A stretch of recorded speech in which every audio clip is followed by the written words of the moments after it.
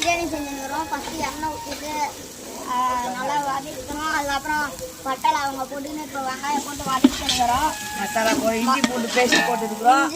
இஞ்சி பூண்டு பேஸ்ட் போட்டுக்கிறோம். இப்போ நல்லா வதக்கணும். கறி போடணும். வதங்கினோடனே கறி போட்டு தக்காளி போடணும். கறி போடலாம். இஞ்சி பூண்டு பேஸ்ட்டு வதங்கிடுச்சு. எல்லாம் வதக்கிட்டு கறி போட போகிறோம். ஃப்ரெண்ட்ஸ் பாருங்க. வணக்கம் வணக்கம்.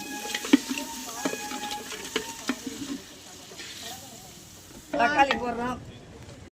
கல்லுப்பு போட்டுக்கலாம்.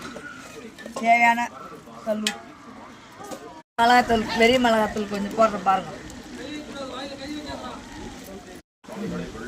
தக்காளி போட்டுக்கிறேன். எல்லாம் கறி, தக்காளி, வெங்காயம், பூண்டு, இஞ்சி எல்லாம் நல்லா வெந்து போச்சு. வெந்த பிறகு தண்ணி ஊற்றணும். இப்போ தண்ணி ஊற்றிட்டு கொஞ்சம் கொச்சாக அரிசி போடலாம். அரிசி போட்டு பிரியாணி ரெடி பண்ணிடலாம்.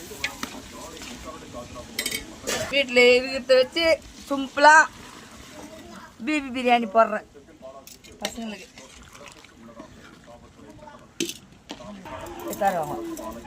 கொத்தமல்லி கொஞ்ச நேரம் கொதிக்க விட்டு அரிசி போடலாம். மூடி நல்லா அரிசி கொட்டிக்கலாம். அரிசி போட்டு பிரியாணி அரிசி கொட்டிட்டு அப்படியே மூடிடலாம். புகையா சிரிக்கிறான்னு கேட்பான். ரெண்டு பேரும் தான் சொல்ல சொல்லிக்கிட்டு. அரிசி போட்ட மசாலா கொதிக்கிட்டோம். நல்லா பிரியாணி ரெடி ஆன பிறகு இறக்கிடலாம். தேவையான கொத்தமல்லி போட்டு கலரி தம் கட்டிடலாம்.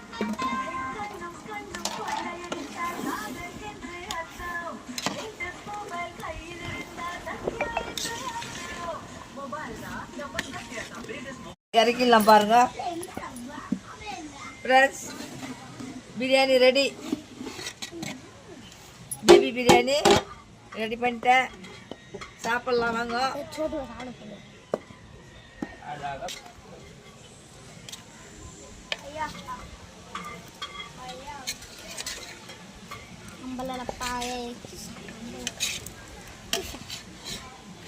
தட்டுறாங்க மண் பியாது. என்ன மில்கி பேசிட்டியா?